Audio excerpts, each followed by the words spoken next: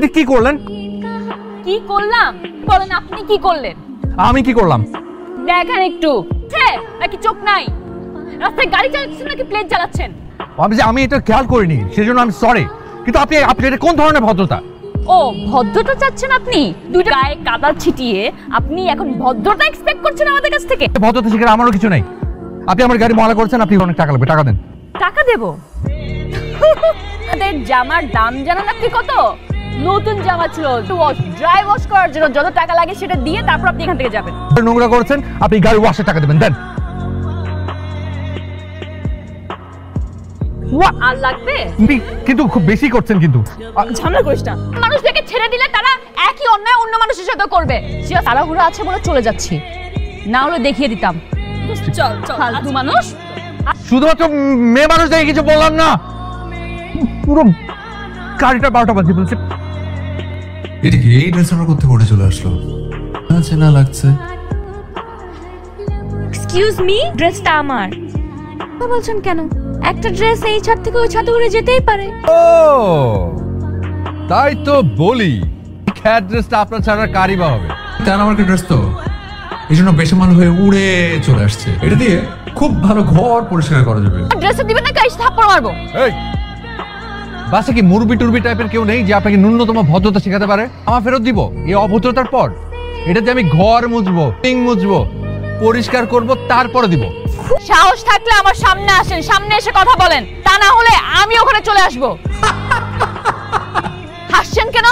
আমি কি কোনো জোক বলছি আপনাকে হাসছেন কেন আপনি? বলে আপনি যদি এখানে লাভ দিয়ে চলে আসতে পারেন, আপনার কাছ থেকে পারমিশন নিয়ে 80,000 ফিট থেকে জাম্প দিয়ে নিয়ে যাবো। দেখতেই কেমন শয়তানের মতো, গাইয়া ছেঁচড়া কোথাকার। সকালবেলা আমি আপনাকে ছেড়ে দিয়ে মানবতা দেখিয়েছিলাম, এখন আপনার মার্কা ড্রেস আপনাকে ফেরত দিয়ে আবারও মানবতা দেখাচ্ছি। করে ফেলছে পুরোটা, ছিঁড়েও তো গেছে। তোকে আমি একটা উচিত শিক্ষা দিয়েই ছাড়বো।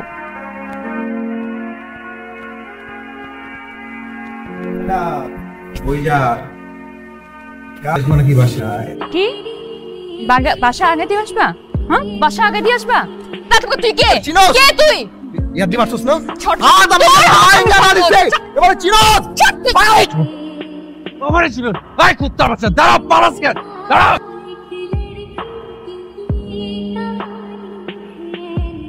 সবাই আমি না, ছেড়ে কথা বলবে। যান বাসে যান, দাঁড়িয়েছে কিছু হবে না, যান। না না না না না না না।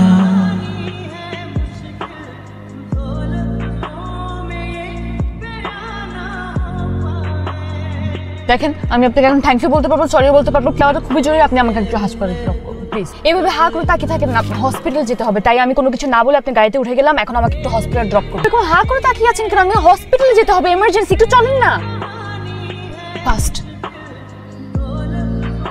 ঠিক আছে আমি যাচ্ছি হসপিটাল দিকেই। ও হ্যালো, আসসালামু আলাইকুম। Blood bank? জি আমাদের এমার্জেন্সি ও নেগেটিভ ব্লাড দরকার, সেটা কি অ্যাভেলেবল হবে? আমি লাইনে আছি, আপনি একটু দেখুন না প্লিজ। হ্যালো, নেই?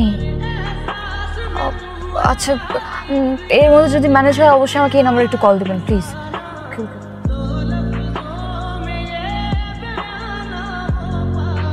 ডোনার আপনার সাথেই যাচ্ছে। আমার ব্লাড গ্রুপ ও নেগেটিভ। আজব মানুষ তো, আমি 100টা জায়গায় কল দিচ্ছি, আমি টেনশন করছি আর আপনি নিয়ে চুপচাপ বসে আছেন। আপনি না উপর দিয়ে যতটাই শক্ত, ভেতরে কিন্তু ততটাই নরম।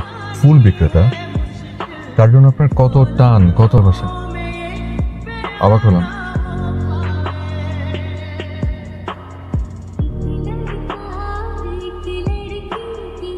থ্যাংক ইউ, আজকে আপনার জন্য মেয়েটা হয়েছে গেল। আমি তো শুধুমাত্র একটা উছিলা, তবে আপনার যা এফোর্ট সেটা কাছে আমি রক্ত দেওয়াটা কিছুই না। গাড়িটা একটু সাইড করেন তো। সাইড। এই দুটো ডাব দেন তো, শ্বাস সহ।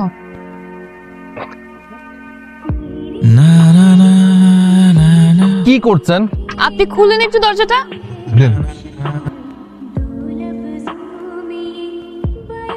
না, ভাবলাম মাত্র ব্লাড দিলেন, 2 উইক ফিল করতে পারেন, ডাব ইজ গুড ফর হেলথ। এটা হাতে নিয়ে কি করে ড্রাইভ করবো? অলরাইট, শেষ করি নাকি?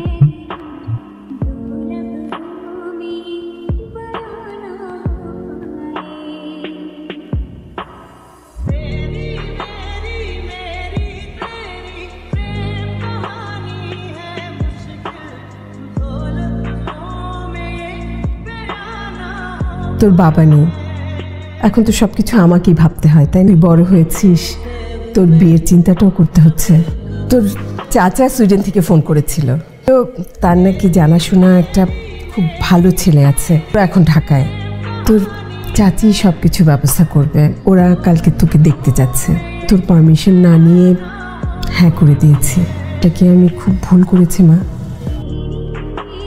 না মা, তুই তোর বান্ধবী ইতিকে বলবি আমাদের সাথে যেতে, ঠিক আছে? জি না আন্টি, কোনো সমস্যা নেই। করেই চলে এসছি। ইতিমা, সিমিকে তুমি আয় তো।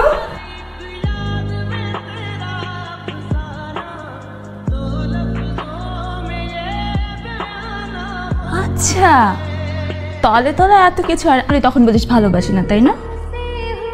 আমি কিচ্ছু জানি না। আচ্ছা তাহলে এখন চল দেখি।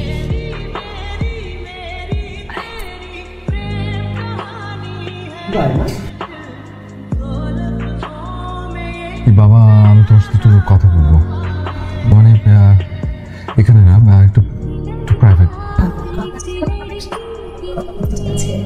জি থ্যাংক ইউ। তুমি কি জানো তুমি কি করেছো? তুমি নিজেই জানো না তুমি কি করেছো? আমি জানি না আমি কি করেছি, তুই বল। তুমি শোনো, হ্যাঁ, তোমার পছন্দ, ও মাই গড, তুমি জানো তুমি কতটা জিনিয়াস?